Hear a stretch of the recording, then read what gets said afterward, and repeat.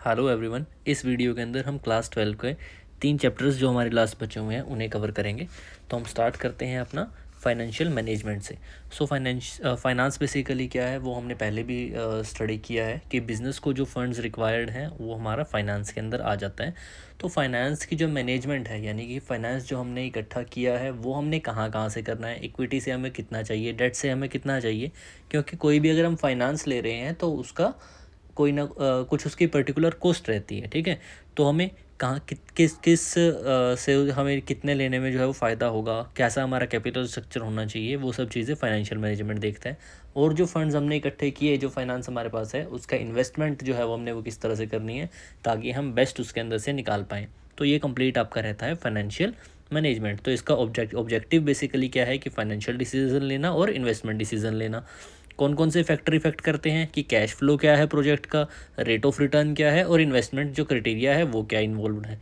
ठीक है, उसके आगे अगर हम बात करें तो फाइनेंशियल डिसीजन को क्या कौन सा डिसीजन जो है वो मेन अफेक्ट करते हैं, कौन से फैक्टर्स हैं कि कॉस्ट क्या है पर्टिकुलर, उसकी जो सोर्स है, रिस्क उसके अंदर कितना है, फ्लोटिंग कॉस्ट कितनी है, अगेन कैश फ्लो की पोजीशन क्या है कंपनी की, ये वाली चीज़ें। और थर्ड जो मेन डिसीजन लेना होता है वो लेना होता है डिविडेंड को लेके। ठीक है, तो डिविडेंड जो कि हम अपने शेयर होल्डर्स को देते हैं। फाइनेंशियल मैनेजमेंट का जो ऑब्जेक्टिव होता है वो होता है अपने शेयर होल्डर्स की वेल्थ को बढ़ाना। ठीक है, मैक्सिमाइज जो करना है हमने अपने शेयर होल्डर्स की वेल्थ को, ये ही हमारा ऑब्जेक्टिव है। अब जो डिविडेंड का डिसीज़न लेने का ये अगर वैसे तो देखा जाए कि हम जितना प्रॉफिट बचा है सारा का सारा हम जो है वो शेयर होल्डर को दे दें, ऐसा भी कर सकते हैं, लेकिन ऐसा नहीं हम करेंगे। ठीक है, क्योंकि हमें सभी जो फैक्टर्स हैं वो लेके चलने होते हैं। तो अगर ऐसा करते हैं तो हमें टैक्स जो है वो भी ज़्यादा पे करना पड़ेगा। तो टैक्सेशन पॉलिसी के अकॉर्डिंग हम चीज़ों को लेके चलेंगे। टैक्स के अलावा हमारे ये देखना होगा कि हमारी अर्निंग कितनी स्टेबल है। अगर स्टेबल अर्निंग है तो हम डिविडेंड ज़्यादा दे सकते हैं, अगर अर्निंग स्टेबल नहीं है तो शायद हमें कम देना पड़े। ठीक है, और दूसरा ये कि जैसे आपके जो शेयर मार्केट के अंदर स्टॉक्स का आपका प्राइस है वो तो ज़रूर इंक्रीज़ होगा अगर हम अपने डिविडेंड बढ़ा के देते हैं, लेकिन अगर हमारे पास आने वाले टाइम के लिए प्रॉफिट बचेगा ही नहीं तो उसको भी तो हमें वहाँ पे कहीं ना कहीं रिटेन करके रखना पड़ेगा। तो इस वजह से हमें थोड़ा सा ये सब चीज़ें देख के जो है वो उसका लेवल हमें बना के चलना पड़ता है। तो फाइनेंशियल जो प्लानिंग होती है वो हमें क्यों करनी होती है, ताकि हम जो फंड्स की अवेलेबिलिटी है वो हमेशा बनी रहे और कहीं पे भी हमारा अननेसेसरी जो फंड है वो रेज ना करे फर्म। तो ये मेन इसके दो चीज़ें रहती हैं। कैपिटल स्ट्रक्चर जो है वो हम ध्यान में रखते हैं इसके अंदर। कैपिटल स्ट्रक्चर के अंदर आपका ओनर्स फंड आ जाता है और बोरोड फंड आ जाता है।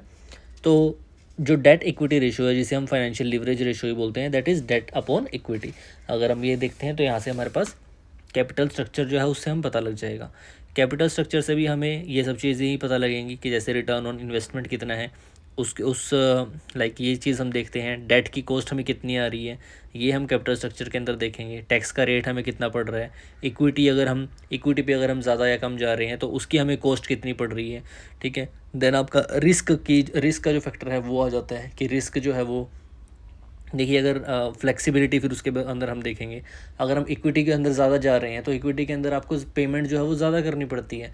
प्रॉफिट अगर ज़्यादा बन रहा है तो हम बिज़नेस के तरफ से हम देखें अगर, तो प्रॉफिट या लॉस दोनों ही जो है वो ज़्यादा रहेंगे इक्विटी के ऊपर। ठीक है, तो रिस्क जो है वो ज़्यादा रहता है। रिस्क को कम करने के लिए हम डेट की तरफ चले जाते हैं या फिर बोरोड फंड जो है वो हम यूज़ करते हैं, जहाँ पे कॉस्ट जो है वो शायद थोड़ी सी कम रहे या फिर हम कह सकते हैं कि थोड़ी सी स्टेबल रहे एज़ कम्पेयर टू इक्विटी के अंदर हो सकता है कि कॉस्ट हमें बहुत ही ज़्यादा देनी पड़े।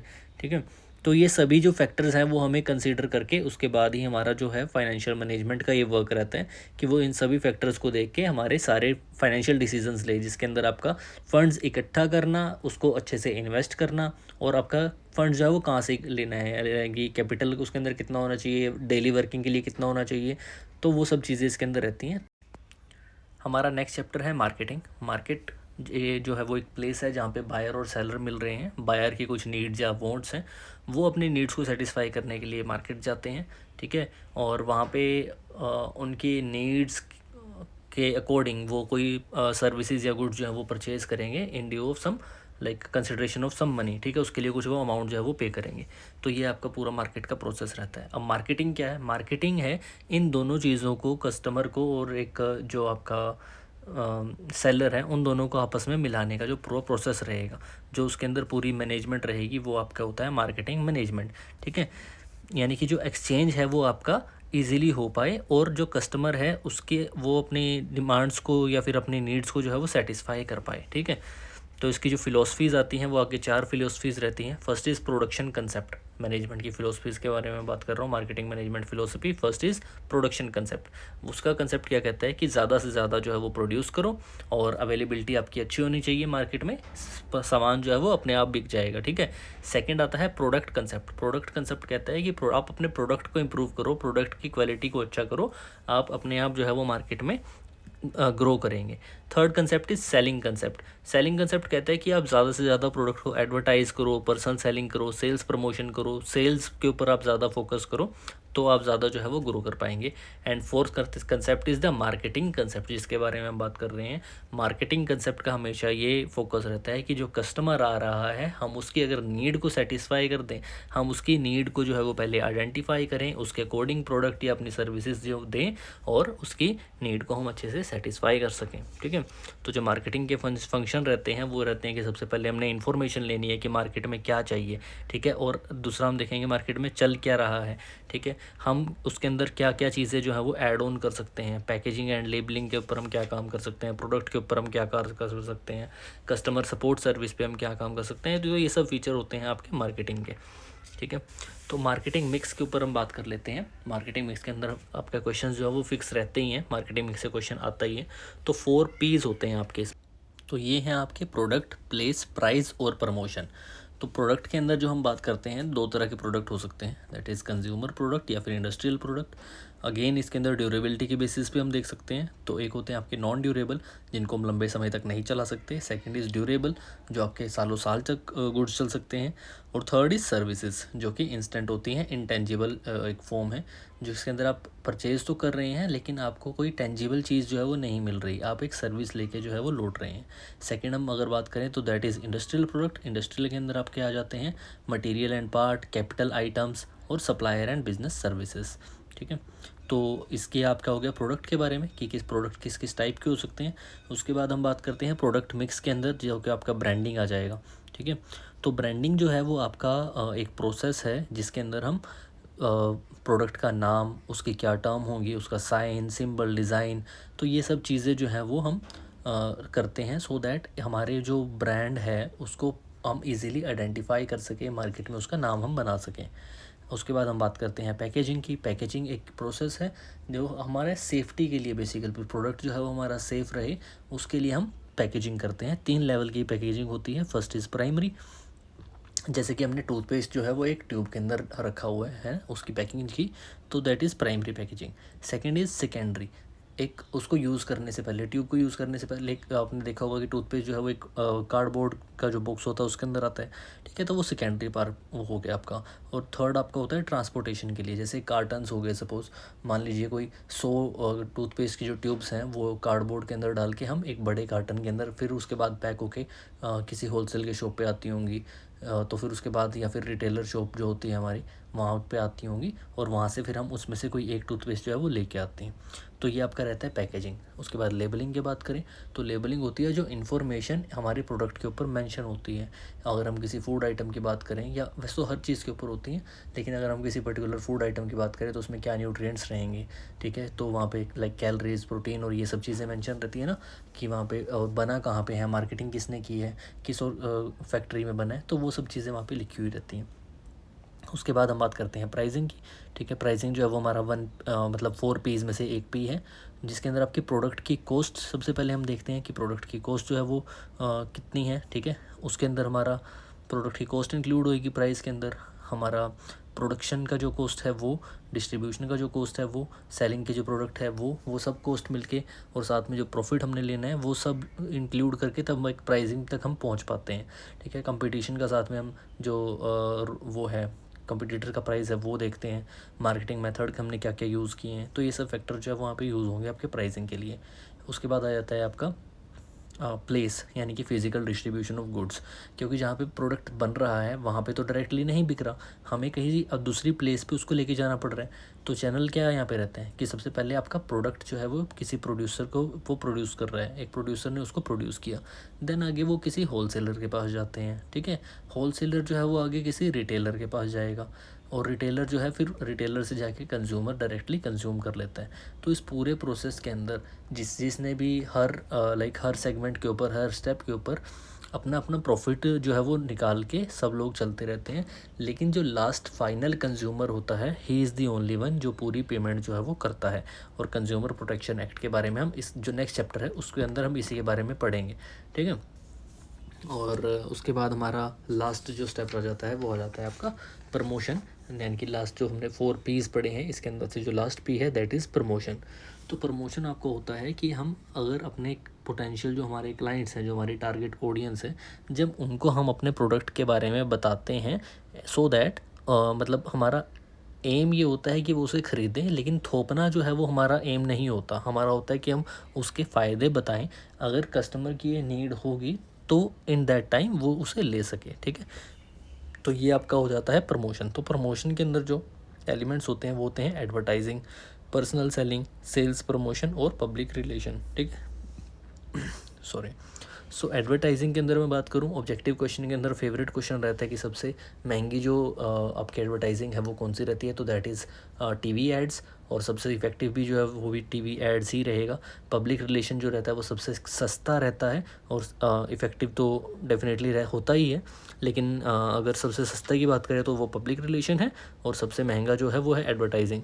सबसे ज़्यादा पर्सनल टच जिसके अंदर आएगा दैट इज़ पर्सनल सेलिंग, ठीक है।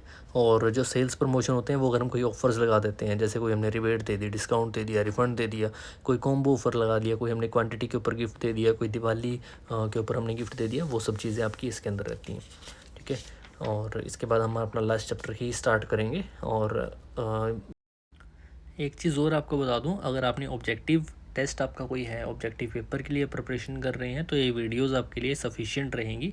इसके बाद डायरेक्टली आपको अपने PYQs या फिर MCQ के ऊपर प्रैक्टिस करनी है, जितनी ज़्यादा प्रैक्टिस हो सके।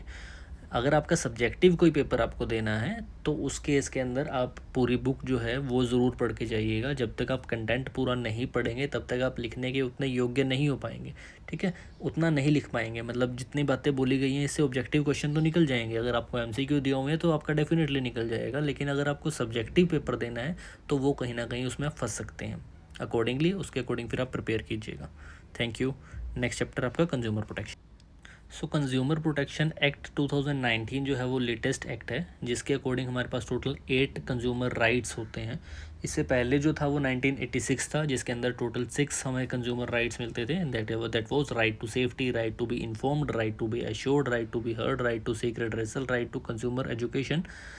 और जो हमारे नए राइट्स ऐड हुए हैं उसके अंदर आपका right to basic needs and right to healthy environment, ये हमारे 2 न्यू ऐड हुए हैं, ठीक है। तो स्टार्टिंग से स्टार्ट करते हैं। First was right to safety.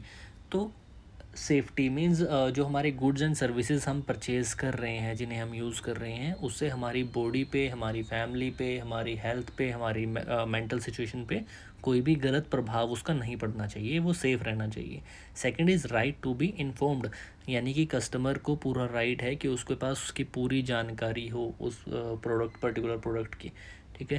Third है आपका राइट टू बी एश्योर्ड, यानी कि राइट टू बी चूजन भी इसको बोला जाता था, कि उसको कस्टमर को पूरा अधिकार है कि वो अपना प्रोडक्ट जो ख़रीदना चाहता है, सर्विसेज लेना चाहता है, वो सोच समझ के ले, उसके पास सभी ऑप्शंस अवेलेबल हों, क्वालिटी देख के, प्राइस देख के, जो उसे अच्छा लगे वो ही ख़रीदे। Right to be heard, fourth right to be heard है कि उसकी सुनवाई हो, अगर उसे कोई चीज़ ठीक नहीं लगी तो उसकी सुनवाई होनी चाहिए, वहाँ पे कोई कस्टमर केयर का नंबर होना चाहिए।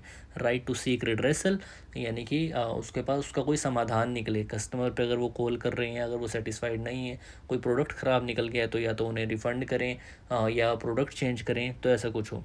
और आपका 6th था राइट टू कंज्यूमर एजुकेशन, यानी कंज्यूमर को एजुकेटेड रहने का और कंज्यूमर अवेयरनेस का उसका पूरा अधिकार है।